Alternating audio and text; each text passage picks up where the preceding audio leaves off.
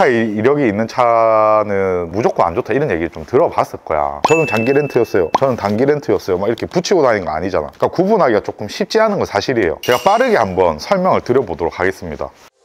최대 1년 보증 자체 워런티, 수리 걱정 없는 차나도 점검센터, 출고 전 꼼꼼한 검수, 리프트 필수 점검, 다양한 정보까지 끝까지 책임지는 중고차는 차나도.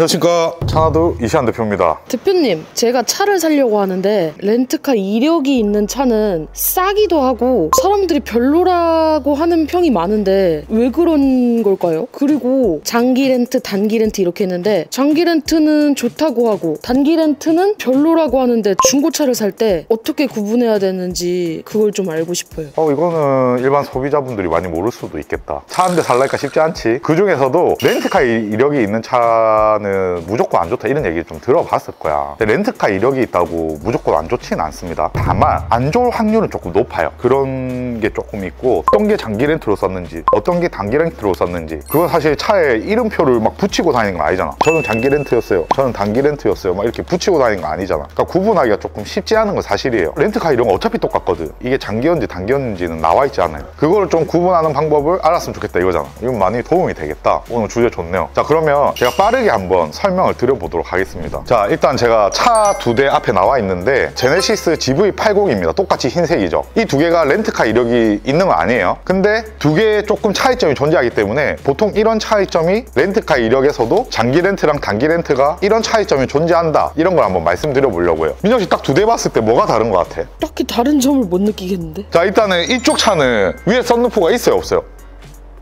아, 있어요. 맞죠? 저쪽 차는 썬루프가 있어, 없어? 없어요. 없지. 그러면은 썬루프가 있고 없고 차이. 그리고 자, 이 휠이 뭔가 좀 있어 보이고 이쁘지 않아? GV80도 처음에 신차로 출고할 때 옵션이 여러 가지를 넣을 수가 있거든요. 그리고 그 옵션 중에서도 휠을 선택할 수가 있는데 얘 휠은 좀 이쁘고 크롬도 반짝반짝하고 고급스럽지. 근데 이 차 한번 봐봐. 똑같은 차인데 휠이 고급스러워 보여? 기본. 단조롭잖아. 보면 외관에서부터 벌써 썬루프, 휠, 뭔가 차이점이 나죠. 그러면은 민정 씨도 렌트카 빌려본 적 있지? 여행 갔을 때. 그러니까 나도 이제 예전에 어릴 때 여행 가서 빌려본 적 있는데, 여행 가서 렌트카를 빌리는 게 보통 우리가 흔히 얘기하는 단기 렌트카, 2, 3일 여행 갈 때 빌려 쓰고 반납하고, 요즘에는 뭐 소카 같은 것도 있잖아. 장기 렌트는 보통 회사에서 직원들 타라고 뽑든지 아니면 내가 개인이지만 그냥 내가 할부로 구매하든 새 차를 뭐 그냥 내 명의로 구매하고, 이것보다는 렌트카가 조금 유리할 것 같아. 비용을 좀 아끼고. 그러면은 비용도 좀 아낄 겸 렌트카를 이용하지만 어차피 내가 타는 차, 그냥 내가 사는 개념으로 옵션도 조금 놓고 그렇게 해서 뽑고, 이런 차이가 있다는 거지. 우리가 하루하루 빌려 타는 차에 옵션을 많이 넣을 필요가 있어요? 없죠. 왜 없어? 어차피 짧게만 타고 다시 돌려줄 차니까. 짧게 타서 빌려 타지만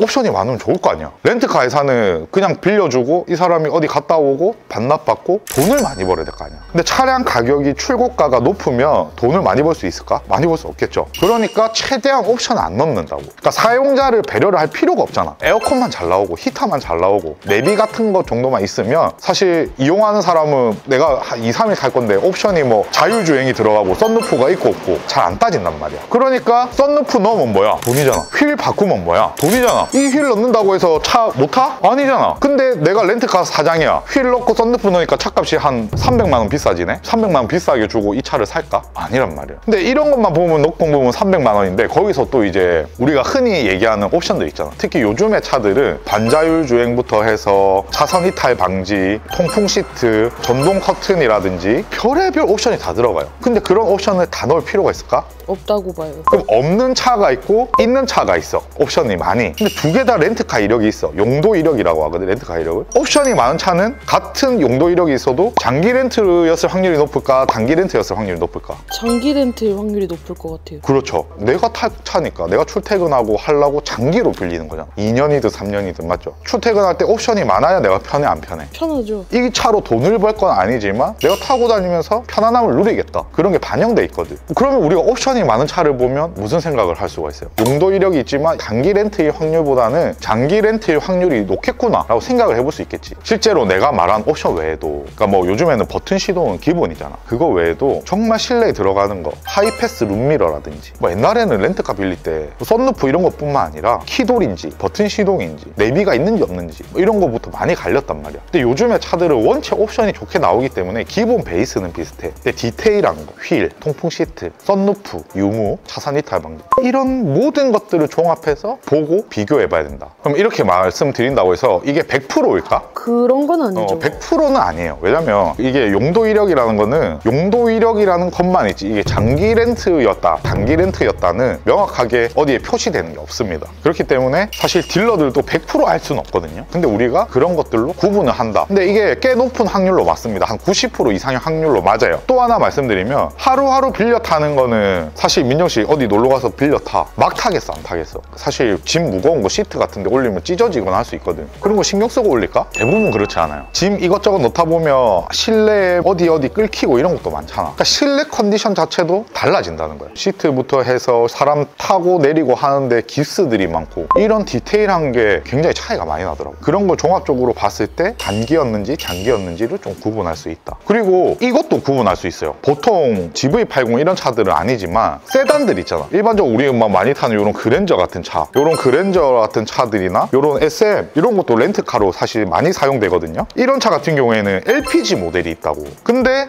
렌트카를 빌려보면 LPG 차가 많아요. 그러면은 이 차가 용도 이력이 있는데 얘는 가솔린이고 얘는 LPG야. 그러면은 얘는 좀 더 단기에 그게 높다는 거지. 왜냐면은 LPG 차를 처음 신차로 출고할 때 일반 가솔린이나 이런 차에 비해서는 조금 저렴하게 출고가가 책정돼 있거든요. 그러니까 내가 렌트카를 빌려준 사장이야. 얘가 가솔린이든 LPG는 상관 있어? 잘 굴러가면 돼. 그리고 이거 하루 빌려주고 돈만 잘 받으면 돼. 근데 신차 출고가가 가솔린보다 LPG가 조금 저렴하네? 그럼 어떤 걸 사겠어? LPG 살 거 아니야. 그러니까 보통 이런 승용차는 또 LPG 차가 단기 렌트카에선 굉장히 많다. 그런 걸로 좀 구분할 수 있어. 근데 진짜 렌트카 이력이 있으면 안 좋아요? 정말 안 좋진 않아. 근데 안 좋을 확률이 굉장히 높은 건 맞습니다. 근데 아까도 말했다시피 장기 렌트였던 거는 거의 혼자 타던 차라서 일반 차랑 다를 게 없어요. 우리가 조심해야 되는 거는 단기 렌트로 하루하루 빌려 타는 용도로 이용됐을 차, 그것만 조금 조심하면 된다. 근데 그걸 어떻게 구분하냐? 아까 말씀드린 걸로 구분을 한다. 그렇게 보면은 생각보다 차 고르는데 어렵지 않겠지. 이렇게 들으니까 장기 렌트랑 단기 렌트 차이점을 훨씬 잘 알게 됐어요. 이렇게 하면 그나마 조금 거르는 눈이 생깁니다. 자, 다시 한번 말씀드리지만 우리가 이제 그렇게 해서 비교를 해볼 수 있는데 100%란 없다고 했잖아.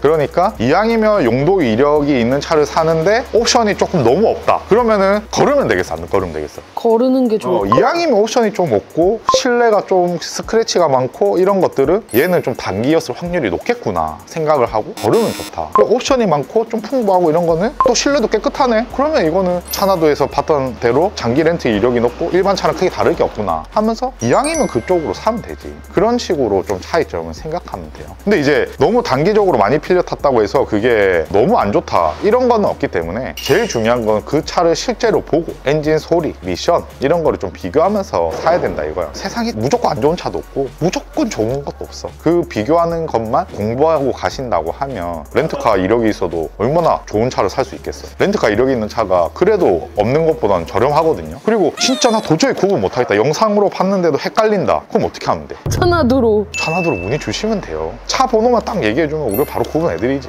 이왕이면 또 이제 설명을 또 해드리다 보면 우리한테 구매하시지 않을까? 모르겠다, 이게 아리까리하다 하시는 분들은 문의 주세요. 사진 몇 장만 보면 구분해드릴 수 있거든요. 그렇게 해서 친절하게 말씀드리겠습니다. 저희한테 안 사셔도 되니까 문의해보세요. 그러면은 잘 한번 유추해볼게요. 근데 우리한테 안 사고 너희한테 물어봤는데 그거 단기 렌트였던 것 같은데 그런 건 좀 곤란합니다. 왜냐면 우리가 눈으로 봐드릴 수 있는 건 실제로 보고 말씀을 드리면 확률이 높아지겠지만 사진 이런 걸로만 구분해야 된다? 그럼 또 쉽지 않거든. 전 보는 것도 아니고. 그래서 차는 실제로 보고 사시는 게 제일 좋다.